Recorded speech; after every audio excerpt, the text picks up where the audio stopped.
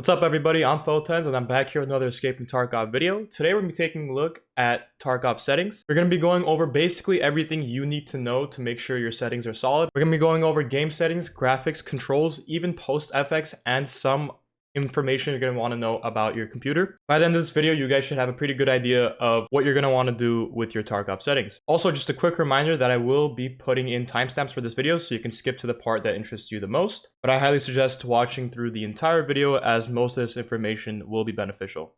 And yeah, let's get straight into it. So first off, I want to just cover the basics when it comes to your computer. So basically all that's need to be said is that this game is not very graphics card heavy. You're going to be wanting to rely more on your RAM and your processor. If you have 32 gigabytes of RAM and a decent processor, a Ryzen 5 or an i5 and above, you should be pretty solid and don't have to worry about much else. I run this game on a 1060. If you guys want to check out my specs, it's in the description as in all my videos. And it's a common theme in my streams, which is also down in the description if you guys want to check out the Twitch. We talk about how I'm on a 1060 still to this day, and it runs just fine. I have 32 gigabytes of RAM. I have a Ryzen 7 3700X, and it runs perfectly. Even for this engine, it's surprisingly well compared to my cousin who has a 3080, and he runs around the same FPS as I do with around the same settings. So yeah, the graphics card definitely does not matter that much, so you guys do not need to worry about that. Another piece of information that's pretty obvious, but not a lot of people might know if they're new into video games or new into computers, you want to make sure that you download your Tarkov onto an SSD or an M.2. That way your loading screens are quicker. I know it's pretty basic information, but definitely useful if you're stuck on loading screens on your hard drive. That's probably why. As well as there's some NVIDIA settings that I'll be talking about shortly if you have an NVIDIA graphics card compared to an AMD. But yeah, let's get straight into the game settings right now. All right, here we have the game settings, and the first thing we can see is your name. Obviously, that doesn't change or impact the game, and the interface language, English for me. I play the game in English. That's pretty obvious what that means. Main menu background is just what's going to be, the background of your shot on your lobby screen. Doesn't really matter. You can put it to random or whatever you prefer. Now, quick slots is the hotbar at the top, and I would always put this on always shown. That way you have a good idea of what you're always running and what your hotbar is keybinded to. If you guys want to take like the more casual approach, you can put it on auto hide, which means you're only shown whenever you're currently using it. But I would put this on always shown just so you have a good idea of, and be aware. And the same thing goes for stamina and stance. Now that has to do with your bottom left bar of your stamina for arm and leg. I would always put this on always shown just so you know what you're dealing with, as well as health condition, same idea. Health condition is at the top left of your screen. It's going to be your mini guy, and he's going to be standing there. Now, the health color scheme is an interesting one because I play on monochrome, and I see a lot of people play it on polychrome, which is a different color setting. Either one works fine. It's the same idea, same principle. You're going to be able to tell if your guy is hurt or bleeding the same. So whichever one you prefer. Highlight the available operations. Now this has to do with your hideout or whenever you're dragging something onto something, it shows green, yellow, and stuff. I'd put down everything just so you have a good idea of what you can put stuff into and onto. Yeah, so all of these, even if you're new to the game or you're a very experienced player, it can help you, especially if you're new, you don't know how things work yet, and you can have a good idea of what things fit into and where things are. And notification channel type doesn't matter much. You can put that on default. Now, here goes automatic RAM clear and only use physical cores. I see people play with these. I mean, I turn them both off just because I don't have issues with it. I know that if some people are having some difficulties, they play with only use physical cores, but it's perfectly fine for me. I haven't used that in about a few years. Now, FOV is an interesting one. So a lot of people always ask me, why do I play on 74 FOV compared to 75? And that's because I'm an OG player, and back in the day, when you played on 75 FOV, there was a glitch basically in the game where you would shoot in the wrong place of where you're aiming. And I'm pretty sure they fixed that by now. You could put it on 75, but I'm playing it safe. I'm playing it on 74. I played on 74 my entire Tarkov experience, so I'm just going to keep it on that. Head bobbing, pretty self-explanatory. You're going to want to put that as low as possible. And then malfunction notifications tells you if your gun has a malfunction. You're going to want to leave that on unless if you want to just wonder why your gun's not shooting. And then preload hideout, I would keep that off just because sometimes you're not even gonna hop into your hideout, you're just gonna go straight into a raid. So you're gonna wait extra time loading up your hideout for no reason.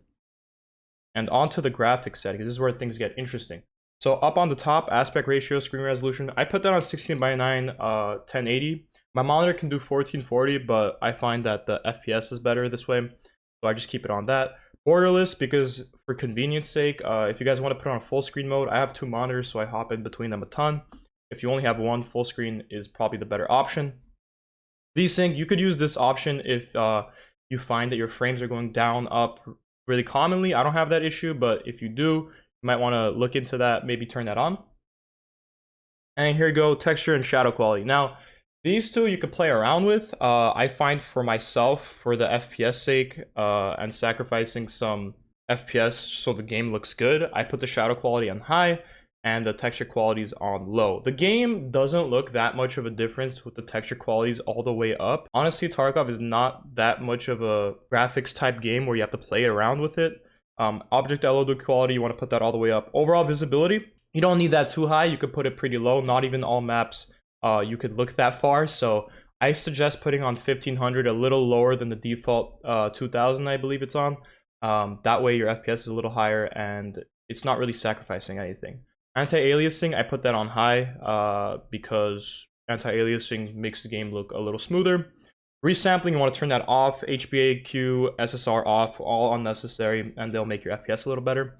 Next one, anisotroping filtering, I butchered that, but you want to put that on per texture.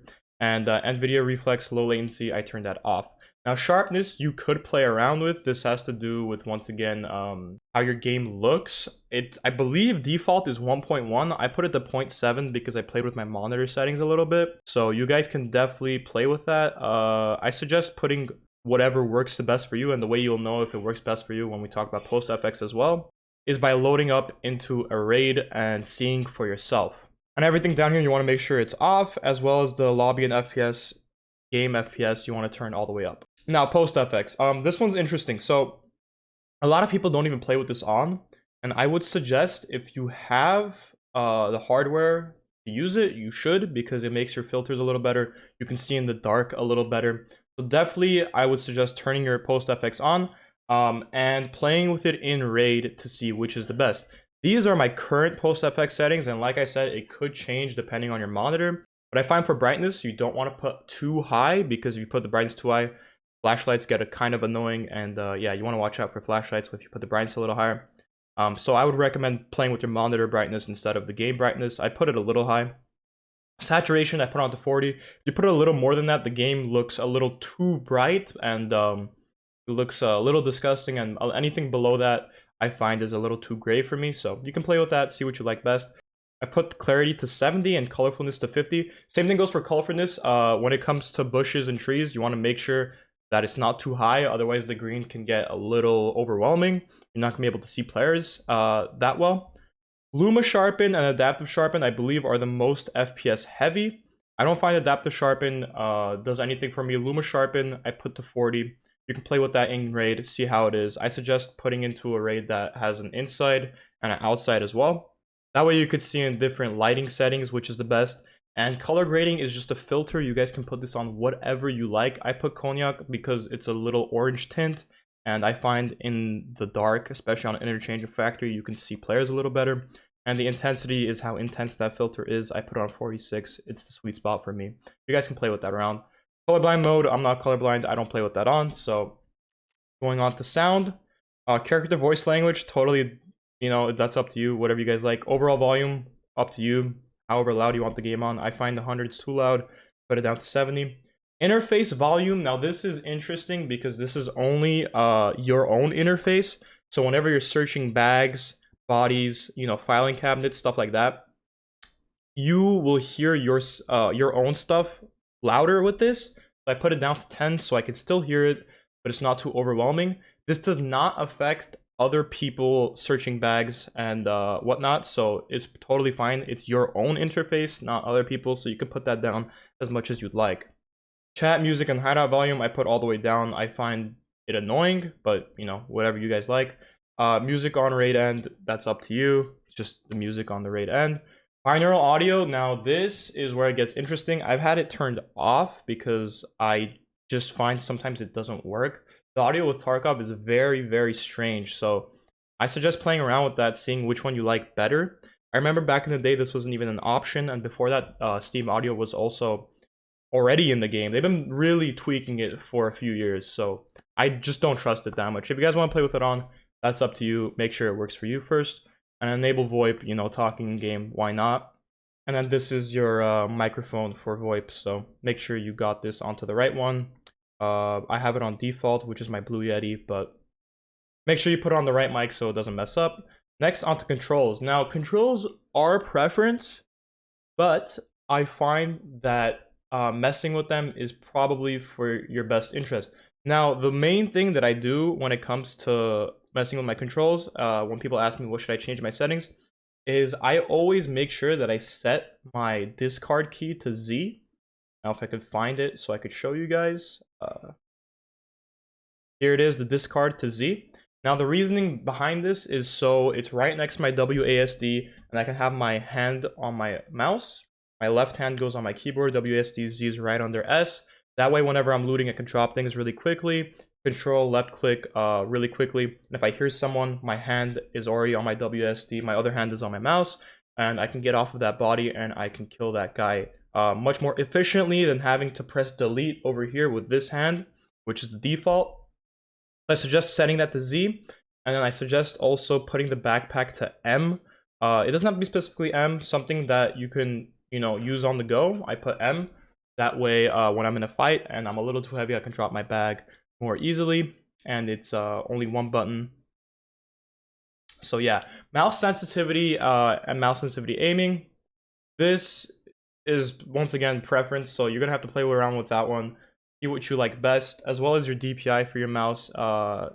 That's gonna be completely preference. Here we have phrases. You guys can set this to different keybinds if you'd like. You know, that's totally up to you. You can play around with that, see which is best. One final thing that you should also make sure is all good is in your mouse settings, you go to adjust additional mouse options and make sure that your pointers under pointer options is off.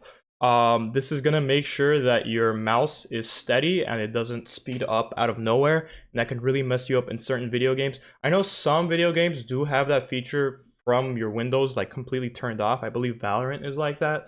I'm not sure if Tarkov is like that, but just in case for other games as well as like Counter-Strike, Call of Duty, whatever it might be, you want to make sure this is off. As for your NVIDIA settings, down in the Manage 3D settings, there are certain things that you could play with, and I have seen people use this to make their FPS in-game go above 144. Now, I don't suggest doing this. One reason behind it is because, you know, you're not really going to get over 144 frames with Tarkov's engine either way, unless you're playing a small map like Factory or Labs. But most of the time, you're not even going to be reaching that high. It's kind of pointless. You could do it if you want to. I'm not going to be showing it in this video because I don't do it personally myself.